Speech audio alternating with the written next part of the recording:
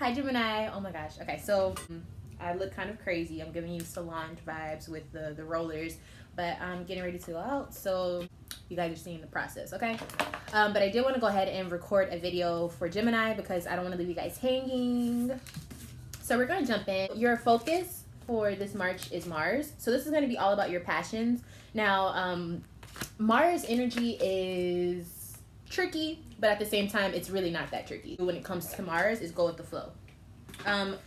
Now, with going with the flow, this could also be bad things because Mars represents aggression as well. So as long as you're staying in a positive vibe, you probably won't be experiencing any of the negative aspects of Mars, but you'll experience the positive parts. So you'll be experiencing being very inspired, very passionate. You may have a lot of energy this March. So let's try to focus on that. But you should know that Mars does also rule aggression. So if you are feeling very anxious or you're feeling like you want to, if you're feeling aggressive, you probably need to start doing some physical movement throughout this March so that you don't do anything that you'll regret, okay? All right, so let's go ahead and look into the oracle card that I was just shuffling for. So we got Firm Foundation. I've never actually seen this card within this deck, so we're going to be learning about it together. But as you can see, this person, this man, this energy has a very, very strong back. And so in other words, he is someone who is not easily muted. He is not someone who is easily persuaded. He's not someone who is easily broken, okay? So this card denotes that you have already or are currently working towards establishing a solid foundation in the material world. Using good judgment and heeding lessons from the past concerning financial matters will assist you in laying a firm groundwork. By doing so, security will have a better chance of building for the future. The material power that's now around you can either be an advantage or a disadvantage, kind of like what we were talking about with the Mars energy, depending on how you respond to it. Don't let your current position determine who you are. Remember to give back and Remember to give back and prime the pump of prosperity. For true spiritual and material wealth is as much as about giving as it is receiving. Seek proper investment advice and realize that you don't have to hold on to your possessions too tightly. Just be flexible and allow things to continue to flow. Okay, so like I was saying, remember with that Mars energy, you need to just go with the flow, but just know whenever you're starting to feel a little too aggressive. So this month, we have the Hermit card popping up. So I do feel like you're kind of going to be like zoning in on yourself. You may be alone or something, but you still will probably have a Pisces around you because this is what I'm seeing here. But with the Hermit card, I think it's very important to realize the Hermit card is about kind of enlightening oneself. So whether this is with wisdom, whether this is with just understanding thyself, literally reading books or something, it's about gaining information. So with the Moon card being here in reverse, I feel like you're going to be gaining information about something that had been hidden for so long. But I think it has to do with you because the Seven of Wands is like, I know how to fight for myself now. I know how to be courageous for myself now. So I feel like you kind of figured out what you needed to do in order to be a little bit more wise when it comes to your energies. So let's say you're a Gemini who other placements make it to where you're not really like a Gemini. You don't act like one. Maybe you're not as active as most people think Geminis are. Maybe you have a hard time connecting with others. So throughout this month, I think there's going to be a little bit of a push for you to understand yourself, to work with yourself more. Mars is the planet of passion. So it's like what you're internally driven by.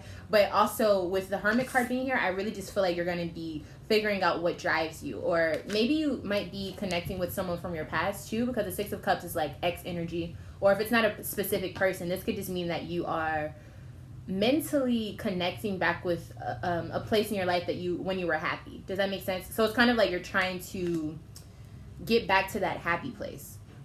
But I think it's because whenever you were happy, whatever time this was, we'll see in just a second. I feel like this has something to do with something that you were creating. So if you had like a hobby back in the day, or if you had just something that you did consistently, but it was like something you were nurturing. You understand what I'm saying? It's like you were building something in the past.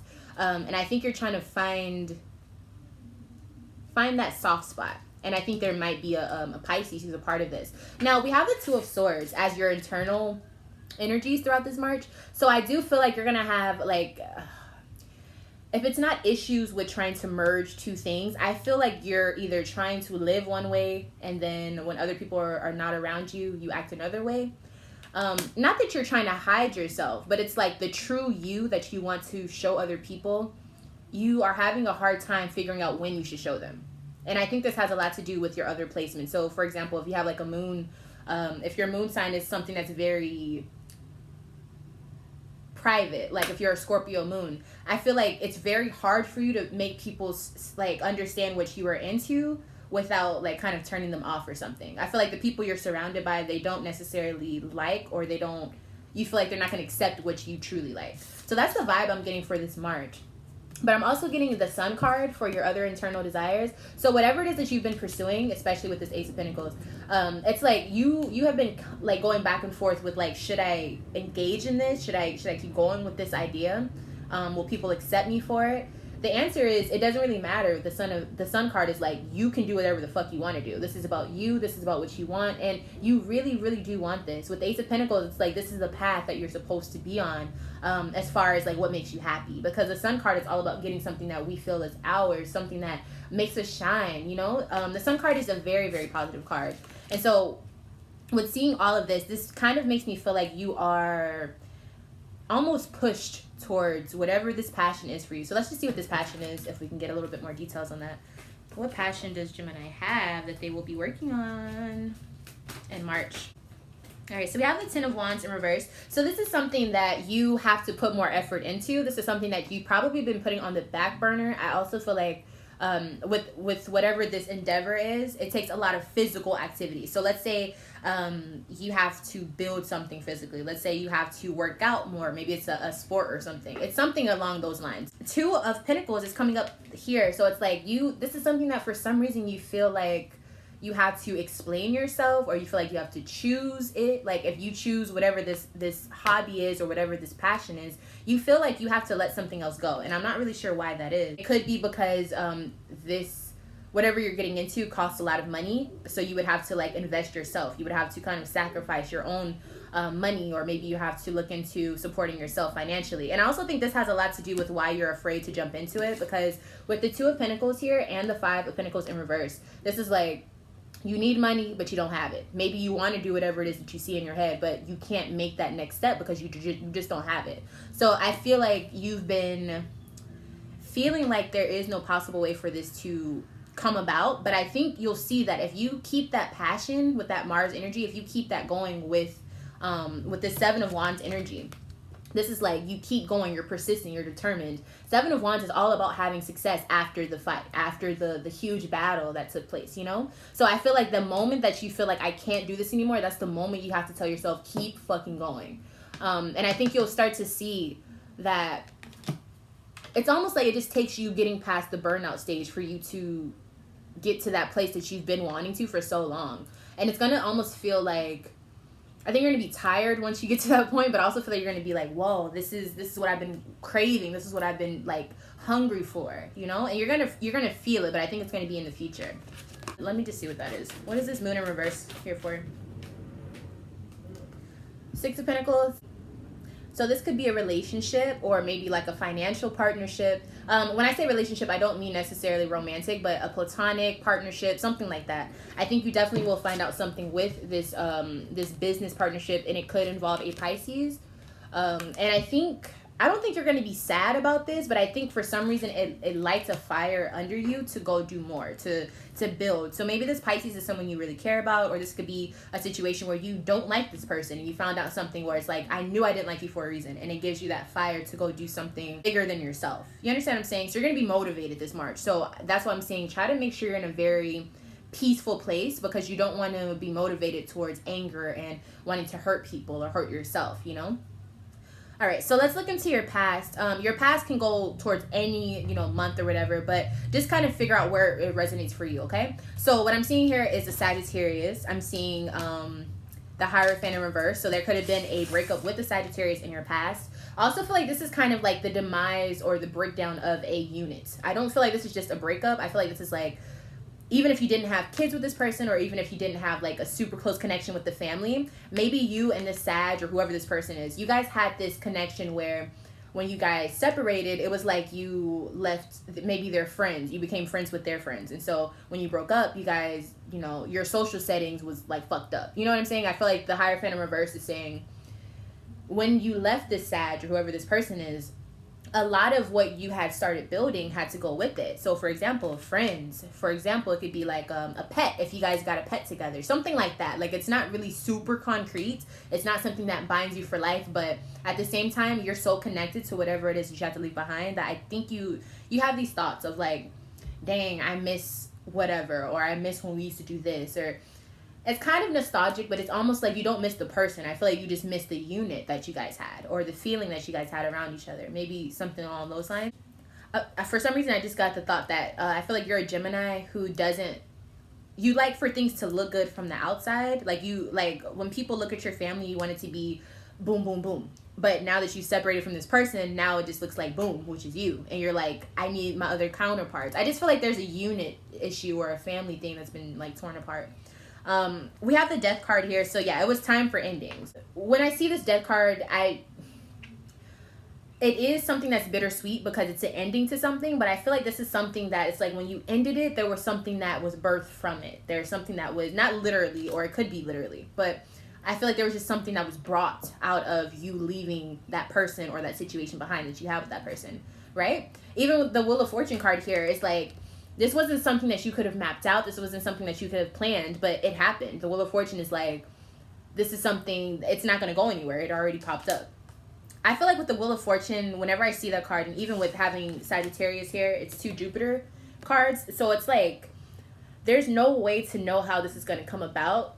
I always like to use the analogy that Jupiter is a gas planet. Imagine if you were just in a really foggy like area around you, and you know, you're trying to see what's happening. You want to turn and you want to know what's coming, but you can't. That's what Jupiter is. You don't know what's coming. You don't know what's coming. So you have to literally just explore and go through it. And I feel like this is the energy that you have with this Sag.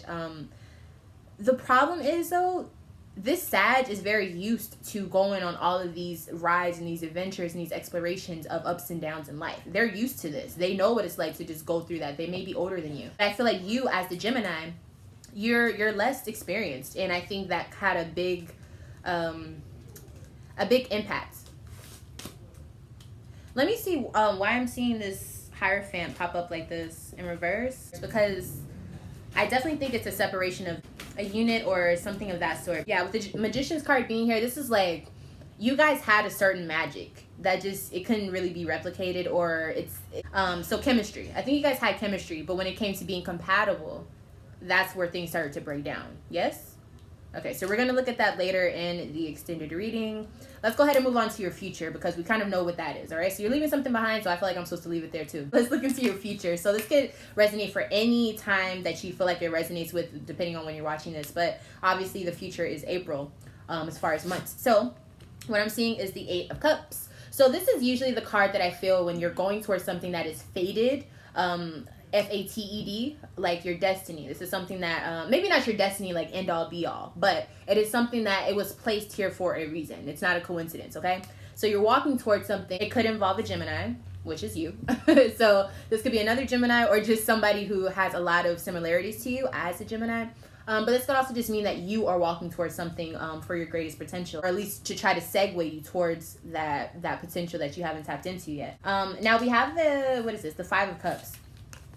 So the 5 of Cups is kind of a weird card. I feel like there's always like different ways that you can interpret this card, but in this particular situation, I feel like you're evaluating the emotional aspects of this past relationship that just ended. Or even if you're moving towards a certain person or a certain relationship, I feel like you're really inspecting, investigating if there's a possibility that this could work, or if there's any validity, or maybe you're trying to find closure. It's just like you're investigating the emotional aspects. So I really don't know how to make that make more sense. Let's see if I can get another card for that. Cups. Okay, so we have the Ace of Cups. Okay, so this is something that's very near and dear to your heart. So this is a new relationship that you're embarking on in your future. So with a new relationship, you're like, shit, I don't want to miss the red flags again. I don't want to, I don't want to make the same mistakes. And I think that's where you're at with the Gemini. So you're really tapping into that Mercury energy. But I think it's important for you to realize you're not just tapping into Mercury energy. You're tapping into the feminine aspect of Mercury energy, because you're investigating a love situation. But not just love, you're just investigating. You're taking time. You're harvesting your thoughts. You're not just going from one thing to the next. So this is a very feminine type of energy. So if you have Virgo placements, you might want to check that out, or check that reading out. But I do think this is something that is more of an internal thing that you're really analyzing. And I think that you're trying to be very meticulous and particular about what you're doing, how you're doing it, and who you're doing it with. So who could you be going towards this new relationship? There's obviously one. Yeah, towards a Virgo. So just like I was saying, there's a feminine Mercury energy that I'm sensing. It might be this Virgo. But I think they kind of balance you out in the sense that, yes, you guys are both from the same planet, Mercury. So you guys understand each other, but you guys overstand each other. It's almost like if 50 people from another planet came to Earth and they all just met up somehow, you guys wouldn't all get along, but you would all understand certain aspects of yourself because you guys are from the same place. So I feel like you guys have the same anchor, you have the same starting point.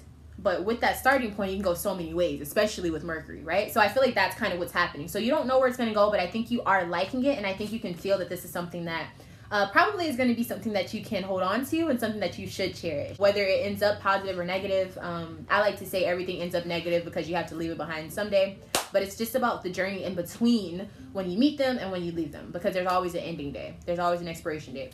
But I do feel like with this particular Virgo, you are looking towards not necessarily building something, but you are taking it serious enough to where you're looking at if there are any red flags, what are they? If a Gemini is inspecting something, or if they're looking through it, that means that you caught their attention. You know what I'm saying? So it's like if you're gonna look through it, then that means that you have some type of connection towards it. So go towards that curiosity, and it just happens to be your feminine counterpart, which is Virgo. So I do like this situation, but obviously it depends on what your life is and what you're going through. Let me see how you're feeling towards this Virgo as of April.